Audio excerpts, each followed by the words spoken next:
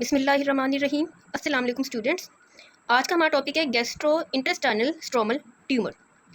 तो जो गिस्ट है gastro intestinal stromal tumour, basically it is a type of common mesenchymal tumour. और पिछली क्लासेस में in embryology we have learn के what is mesenchyme. Mesenchyme basically cells होते हैं जिनसे आगे मज़ीद सेल्स अराइज हो सकते हैं, कि लाइक वो सेल्स जिनके पास एबिलिटी होती है कि वो आगे काफ़ी सारी सेल टाइप्स में डिफ्रेंशिएट हो सकें। कि कई मरतबा वी हैव लर्नड के मीसेंकाइमल सेल्स जो हैं वो डिफ्रेंशिएट होके बॉन्स बना सकते हैं, बोनी टिश्यू बना सकते हैं, या कार्टिलेजिनस टिश्यू बना सकते हैं, या फिर वो डिफ्रेंशिएट होके कनेक्टिव टिश्यू बना सकते हैं, या फिर वो डिफ्रेंशिएट होके मसल्स बना सकते हैं। They can also differentiate and result in the formation of various nerve fibres and so on. अब बात कुछ यूँ है कि जो जीआईटी ट्रैक में मौजूद सेल्स हैं उनकी अगर इम्प्रॉपर डिफ्रेंशिएशन हो that it would result in the mesenchymal tumour. कि फॉर एग्जांपल कि एक मीजेंकाइमल सेल है, उसने जीआईटी ट्रैक में जाके डिफ्रेंशिएट होना था इनटू कनेक्टिव टिश्यू, लेकिन वो आगे जाके डिफ्रेंशिएट हो रहा है इनटू द मसल्स। तो फिर हम कॉमन मीजेंकाइमल ट्यूमर को डिवाइड करते हैं उस बेसिस पे जिस सेल फॉर्म में इन्होंने डिफ्रेंशिएट होना है। फॉर एग्जांपल कि अगर मीजेंकाइमल सेल ने जीआईटी की तरफ माइग्रेट करके डिफ्रेंशिएट होना था एक फॉर एग्जांपल कनेक्टिव टिश्यू में, लेकिन ड्यू टू म्यूटेशन वो डिफ्रेंशिएट होता है into smooth muscle, then it would result in leiomyoma या फिर लियोमायोसार्कोमा। और अगर इसने जीआरटी की तरफ जाके डिफ्रेंशिएट होना था किसी और सेल में, लेकिन वो जाके डिफ्रेंशिएट हो जाते हैं into the nerve fibre, then it would result in the formation of श्वानोमा।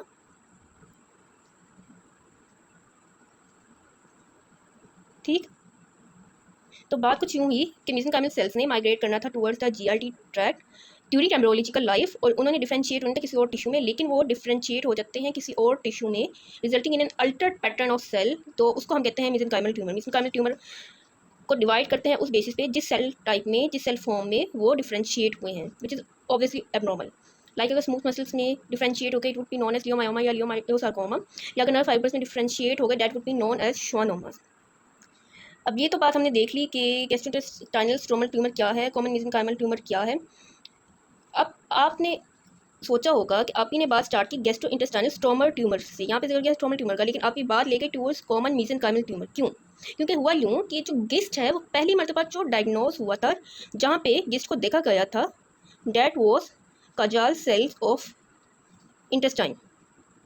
अब कजाल सेल्स जो है ना, these are acting as a pace maker of intestine. ठीक है, माइंटेरिक प्लेक्सस मौजूद होता है इंटेस्टाइन में, उसको एक्टिवेट करने में इनका रोल होता है। तो पहली मरतबा क्योंकि इनको कजाल सेल्स में देखा गया तो इसलिए उनको गैस्ट्रोइंटेस्टाइनल स्ट्रोमल ट्यूमर कह दिया गया। लेकिन बाद में ये चीज़ जब मुख्तलिफ रिसर्चेस हुई, मुख्तलिफ स्टडीज़ हुई, ये बात पता लगी कि एक्चुअली गैस्ट्रोइंटेस्टाइनल स्ट्रोमल ट्यूमर जो है वो तो होता ही इसलिए है कि मेसेंकाइमल सेल्स जो है वो प्रॉपर्ली डिफ्रेंशिएट हो नहीं पा रहे हैं।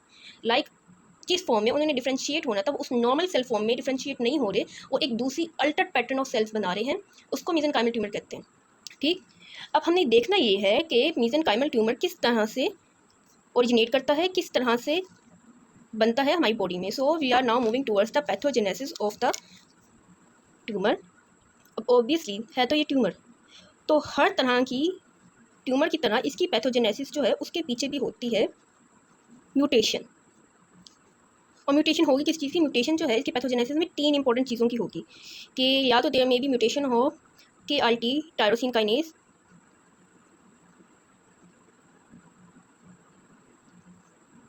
या फिर there may be mutation of platelet derived growth factor receptor, या फिर there may be mutation of succinate dehydrogenase enzyme of mitochondria. के succinate dehydrogenase enzyme of mitochondria जो है उसको इनकोड करने वाली जीन, उसकी म्यूटेशन हो which result in deficiency of succinate dehydrogenase enzyme.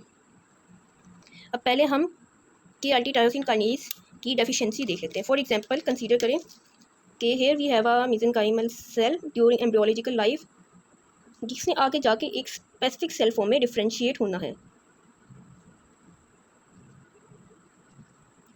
अब होगा क्या, हेयर इज़ अ जीन जो है KRT जीन।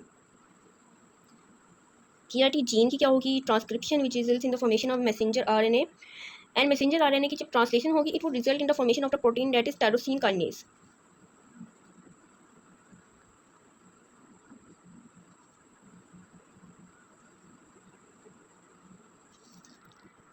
और टायरोसिन काइनेज क्या है? It is actually the receptor for stem cell factor. Normally क्या होगा कि KIT जीन की प्रॉपर ट्रांसक्रिप्शन हुई which would result in the formation of messenger RNA। Messenger RNA की ट्रांसलेशन हुई which would result in the formation of the tyrosine kinase. और tyrosine kinase जो है वो रिसेप्टर बना देगा on the mesenchymal cells in the embryonic life. फिर क्या होगा कि स्टेम सेल जो है, स्टेम सेल फैक्टर वो आएगा, it would bind to the receptor on the tyrosine receptor which is tyrosine kinase. और फिर it would result in the differentiation of the mesenchymal cells into an other cell type. वो कोई भी cell type हो सकती है, या तो वो कोई बोनी टिश्यू हो सकती है, या मसल फाइबर्स हो सकती है, या नर्व फाइबर हो सकते हैं, या कनेक्टिव टिश्यू हो सकता है, जिसमें भी इसने डिफ्रेंशिएट होना होगा ये हो जाएगा। लेकिन अब KIT जीन में म्यूटेशन हो गई, ठीक, और म्यूटेशन भी कौन सी हुई? That is gain of function mutation. अब गेन ऑफ फंक्शन म्यूटेशन क्या चीज़ होती है कि इन the case of gain of function mutation एक स्पेसिफिक जीन से बनने वाली प्रोटीन जो है ना उसका अल्टर्ड पैटर्न होगा कि एक स्पेसिफिक जीन्स जो है उसने आगे जाके ट्रांसलेशन से एक प्रॉपर प्रोटीन बनानी थी, टायरोसिन काइनेज, उसे जाके मेसेंकाइमल सेल्स में पे बैठना था और फिर मेसेंकाइमल सेल्स में प्रॉपर्ली अपने नॉर्मल सेल टाइप में डिफ्रेंशिएट हो जाना था। लेकिन अगर गेन ऑफ फंक्शन म्यूटेशन होगी it would result in the abnormal pattern, altered pattern of tyrosine kinase receptor. अगर रिसेप्टर ही ठीक नहीं है then it would result in the abnormal differentiation of the mesenchymal cells, ठीक है। और फिर मेसेंकाइमल सेल उस सेल टाइप में डिफ्रेंशिएट हो जाएगा जिसमें इसको डिफ्रेंशिएट नहीं होना चाहिए था। जैसे यहाँ पे हमने पढ़ा कि अगर मेसेंकाइमल सेल ने डिफ्रेंशिएट होना था कनेक्टिव टिश्यू में तो म्यूटेशन के बाद वो डिफ्रेंशिएट हो जाएगा स्मूथ मसल में, रिजल्टिंग इन लियोमायोमा या लियोमायोसार्कोमा। या फिर अगर उसने किसी और सेल टाइप में डिफ्रेंशिएट होना था तो फिर वो डिफ्रेंशिएट होकर नर्व फाइबर्स बना देगा उस जगह पे, और नर्व फाइबर्स उस जगह पे नहीं होना चाहिए था, then it would result in a condition of schwannomas, ठीक। सो इस तरह से ड्यू टू म्यूटेशन गिस्ट होता है, कॉमन मेसेंकाइमल ट्यूमर्स होता है। Same is in the case of the platelet drive growth factor receptor कि platelet drive growth factor receptor जो है वो भी एक्ट करता है as a receptor for stem cell factor. अब अगले पैथोजेनेसिस की तरफ चलते हैं कि अगर इन दोनों में से कुछ नहीं होगा तीसरी क्या कंडीशन हो सकती है for the formation of gist, that is deficiency of the succinate dehydrogenase enzyme. के जीन में म्यूटेशन हुई, the gene that was encoding for the formation of succinate dehydrogenase enzyme, उसमें म्यूटेशन हुई, म्यूटेशन की वजह से it would result in the normal transcription, abnormal transcription होगी, abnormal translation होगी, एबनॉर्मल ट्रांसलेशन होगी विच would result in the formation of defective protein. यानी कि ऐसा इंजाइम, ऐसी डिफेक्टिव प्रोटीन सक्सिनेट डिहाइड्रोजिनेज बन जाएगी जो सेल की ऑक्सीजन की रिक्वायरमेंट को पूरा नहीं कर सकेगी। थोड़ा सा पिछला नॉलेज रिफ्रेश करें, वी माइट रिमेंबर कि सक्सिनेट डिहाइड्रोजिनेज का जिक्र कहाँ पड़ा था। We read succinate dehydrogenase enzyme in Krebs cycle, और क्रेब्स साइकिल में सक्सिनेट डिहाइड्रोजिनेज एंजाइम जब इन्वॉल्व था इट मीन्स कि इसका इंपॉर्टेंट फंक्शन था in the production of oxygen, in the production of ATP। Succinate dehydrogenase enzyme की deficiency हो गई then there would be decrease in the level of oxygen, oxygen का level कम होगा, it would result in the condition of hypoxia, hypoxia होगा it would result in the formation of it result in the stabilization of hypoxia induced growth factor। hypoxia induced growth factor जो है अगर वो stabilise हो गया तो जो cellular process था for the production of ATP that would move towards the anaerobic glycolysis। जब ऑक्सीजन नहीं है तो obviously cell would prefer the anaerobic pathway for the production of ATP, और anaerobic pathway of glycolysis से क्या होगा ATP production. अब ये सारी कहानी तो लिखी हुई है लेकिन आगे इन्होंने बोला है कि ये अब तक अननोन है कि सक्सिनेट डिहाइड्रोजिनेज एंजाइम की वजह से ये सब तो होता है बट स्टिल गिस्ट किस तरह से प्रोड्यूस हो रहा है due to succinate dehydrogenase enzyme that is not known. अब इतनी म्यूटेशन हमने पढ़ी कि KIT टायरोसिन काइनेज में म्यूटेशन होगी तो गिस्ट हो सकता है, platelet derived growth factor receptor में म्यूटेशन होगी तो गिस्ट हो सकता है, सक्सिनेट डिहाइड्रोजिनेज एंजाइम में म्यूटेशन होगी तो गिस्ट हो सकता है। अब जो ये म्यूटेशन है हर कैंसर की तरह यहाँ पे भी दो तरह की म्यूटेशन आएंगी कि या तो these mutations may be familiar, या तो जिस म्यूटेशन में transmit from one generation to another through germ line cells, कि जर्म लाइन सेल्स ने एक जनरेशन से दूसरी जनरेशन में जाना होता है, अगर उसमें म्यूटेशन होगी तो ऑब्वियसली वो म्यूटेशन अगली नस्ल तक मुंतकिल हो जाएगी जिसकी वजह से ये जो गिस्ट कैंसर है वो भी अगली आने वाली जनरेशन में चला जाएगा। या तो दूसरी म्यूटेशन हो सकती है दैट इज स्पोरेटिक, कि जो बाहर के एक्सटर्नल इन्वायरमेंट है उसके थ्रू ये म्यूटेशन खुद से एक्वायर की जाए विच result in the production of the gist tumour. अब गिस्ट की वजह से किस तरह से ट्यूमर बनता है वो हमने देख लिया। अब ट्यूमर जो होता है in the case of GIST तो वो वेल सर्कमस्क्राइब्ड होगा, and it would be a solitary mass, which means कि आस पास का नॉर्मल सेल होगा उससे डिफ्रेंशिएट हो रहा होगा। ये ट्यूमर आस पास के सेल से, नॉर्मल सेल्स के अपने आप को मुनफरिद जाहिर कर रहा होगा। किस तरह से मुनफरिद जाहिर कर रहा होगा कि इस सेल की, इस तरह की ट्यूमर की दो फॉर्म्स होती हैं, दो मॉर्फोलॉजिकल फॉर्म्स होती हैं कि या तो ये एपिथेलियोइड होगा, एपिथेलियोइड मीन्स कि या तो it may be resembling to the epithelial cells, या तो ये स्पिंडल से शेप्ड होगा। और स्पिंडल शेप्ड हमें पता है कि ऐसी शेप के टेपरिंग एंड्स हो लेकिन बीच से डायलेटेड पोर्शन हो, तो दैट इज स्पिंडल शेप्ड। ठीक, अब इस केस में हमें कौन से साइंस एंड सिम्टम्स देखने को मिलेंगे? ऑब्वियसली जब एक ट्यूमर जो है वो जीआईटी की वॉल्स में ग्रो कर रहा होगा, तो जीआईटी की जो एपिथेलियम है वो कंटिन्यूसली स्लफ्ड ऑफ होती है। तो जितना ट्यूमर ग्रो किया होगा, जितना ट्यूमर ने इन्वेड किया होगा जीआईटी की वॉल को, उतनी ही जीआईटी की वॉल स्लफ्ड ऑफ हो जाएगी। और जब जीआईटी की वॉल्स का एक पोर्शन स्लफ्ड ऑफ होकर बाहर निकल जाता है और वहाँ पे एक खाली सी जगह बन जाती है, that is known as intestinal ulceration. Basically intestinal ulceration is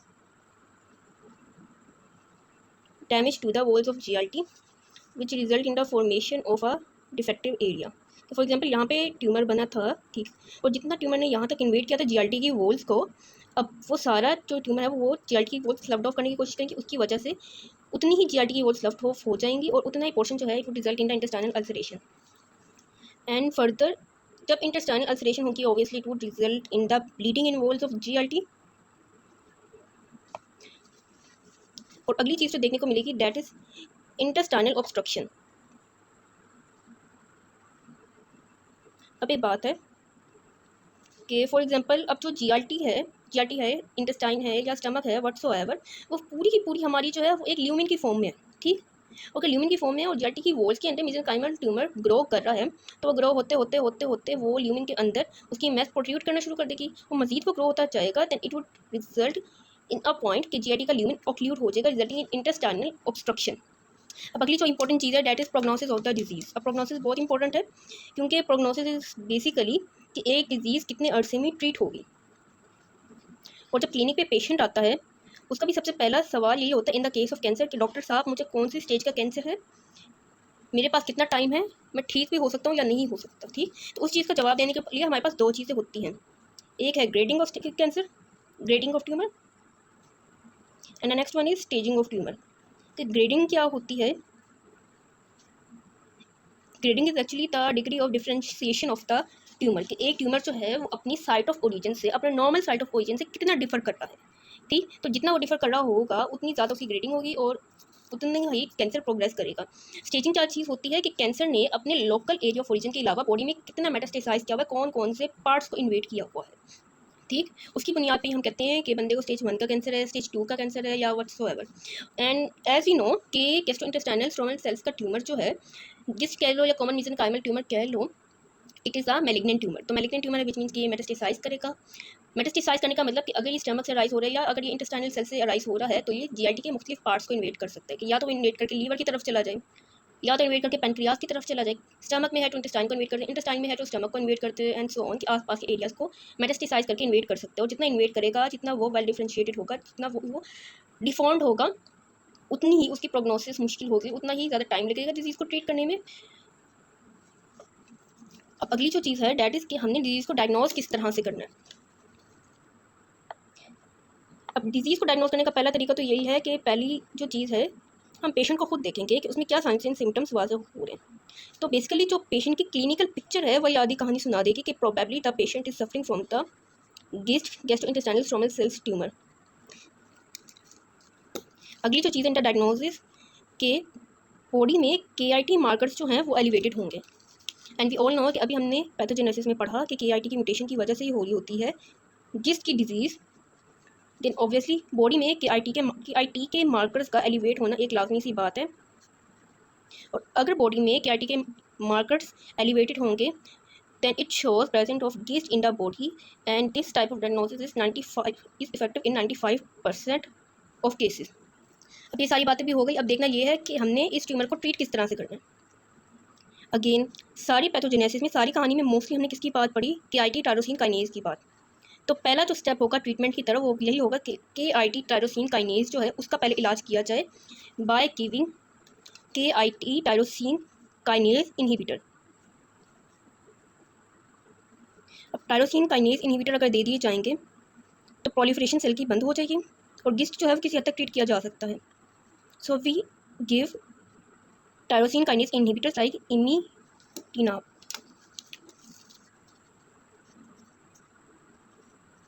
बाकी ट्यूमर की तरह अगला जो इसकी ट्रीटमेंट है वो यही है कि कीमोथेरापी के थ्रू कैंसर सेल्स को किल किया जाए, या फिर अगर कुछ भी वर्क नहीं कर रहा है तो आखिरी हल पर हमारे पास ये रह जाता है कि जो ट्यूमर बन गया इंटेस्टाइनल ट्रैक्ट उसको काट के निकाल दिया जाए, उसकी सर्जिकल डिसेक्शन कर दी जाए। सो पहली लाइन ऑफ ट्रीटमेंट क्या है, टायरोसिन काइनेज के इनहिबिटर्स दिए जाए, अगर उससे फर्क नहीं पड़ा तो कीमोथेरापी के थ्रू किल किया जाए कैंसर सेल्स को। फिर आखिरी हल यही रह जाता है कि जो कैंसरस मैस बनी हुई है बॉडी में उसको काट के निकाल दिया जाए through the surgical dissection. So here we completed the topic of gastrointestinal stromal cells tumor, and so we also completed the topic of carcinomas of stomach and pathology of stomach. Now we would be moving towards the pathology of intestinal tract. This was all about today's topic. Hope you understood well. Thanks for watching.